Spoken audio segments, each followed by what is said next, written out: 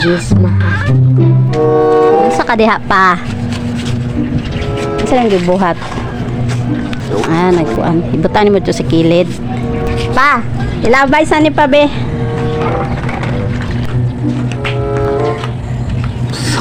Ilabay dito sa may basurahan.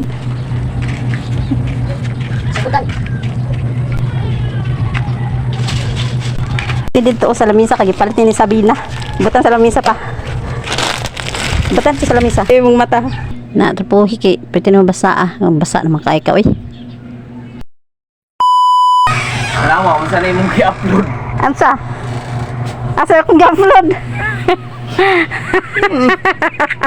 Isa ka adlaw ni Ana, adunay lalaki nga niduol nako kay nihangyo lagi siya nga mag sideline daw siya. Tungod sa kapait sa panahon, nihangyo pud siya nako nga siya na lang kuno ang maglabay sa basura kay may na lang naa siya ay pamugas. Sumauto naluoy kaay ko sa ihang sitwasyon. Mura gikumot ang akong dughan tong ako siyang gihatagan og mga noodles. Sawa damha nakahilak siya sa ako ang gibuhat kay matud niya wala daw siya nagdahom nga aduna pay maluoy sa iyahang sitwasyon.